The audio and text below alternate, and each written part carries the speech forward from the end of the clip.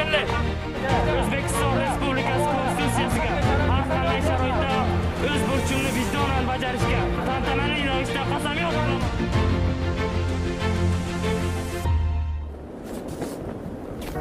Konstitutsiya bu xalq ovozi, bu erkinlik.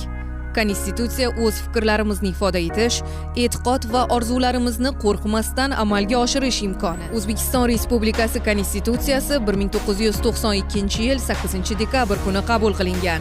Konstitutsiya va qonun ustuvorligiga erishishda biz albatta jamoatchilik nazorati muhitini paydo qilishimiz kerak jonajon vatanimizda.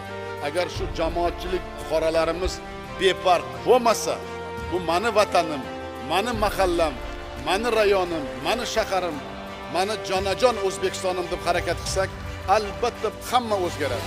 Konstitutsiya mamlakatning butun hududida oliy yuridik kuchga ega va to'g'ridan-to'g'ri amal qiladi. Ozod O'zbekistonning ijodkor bolasimiz. Hammamiz bir bo'lsak, belimizni mahkam bog'lab, sabr, toqat bilan, matonat bilan, bilimimiz bilan vatanimizga, xalqimizga mehr muhabbat bilan xizmat qilsak, albatta natijalar bizniki.